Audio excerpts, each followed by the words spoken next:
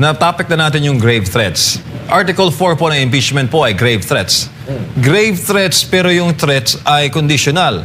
Malinaw sa sinabi ng VP, kapag siya'y mamatay, dahil ang konteksto nun, may nababalitaan siya ng panahon na yun. Siya tanongin sa isang press con na merong isang Operation Romanov laban sa Duterte family. Ang pretext doon, may security threat. Kaya pag may nangyari sa kanya, binitawan niya yung conditional threat. Kung may mangyari, anong tingin mo doon, Kuya Mark? Ang tanong dyan, assuming grave threat, assuming, I'm not saying na yung ginagawa ni Inday Sara grave threat, assuming, granting without admitting that grave threat yan, ang tanong, is it an impeachable offense?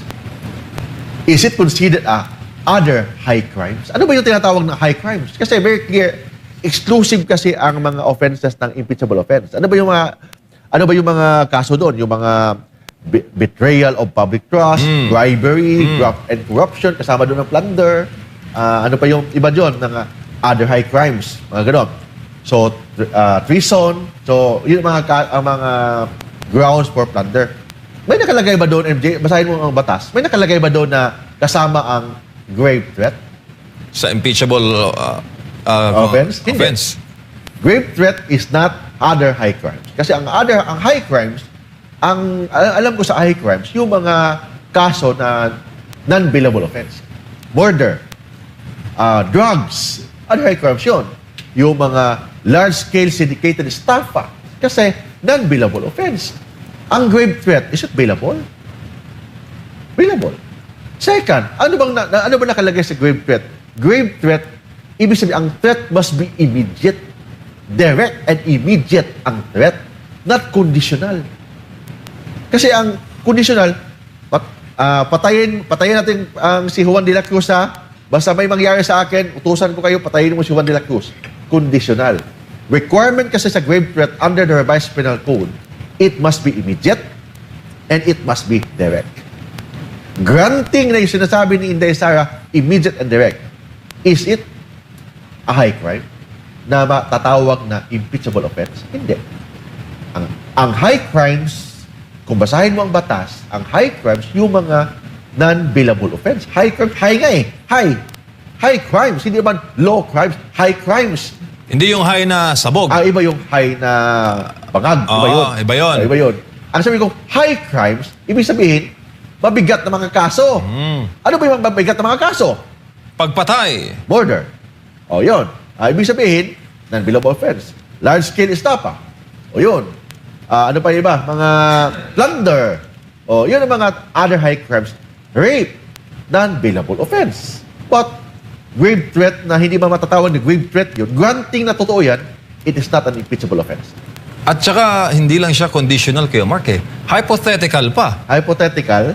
And, kasi basahin mo ang grave threat, MJ, under the revised penal code. The requirement of grave threat is it must be immediate, it must be direct.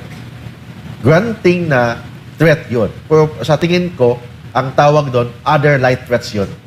Pasok yun sa other light threats. Kung krimen yung ginagawa niya, pasok yun sa other light threats. Kasi sinasabi lang niya yun out of anger, out of disappointment.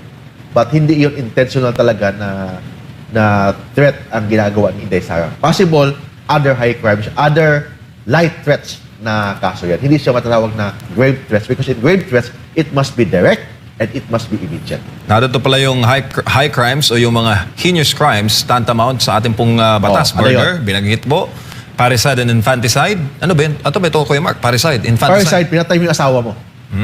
Infanticide, anak. Pinatay mo anak mo. Yun. Kidnapping with serious illegal detention. Robbery with violence against or intimidation of persons. Destructive arson. Rape at plunder. Ito yung mga maituturing na high crimes. Nandun ba ang grave threat? Granting grave threat, ha? May grave threat ba, John MJ? Alaus. Wala.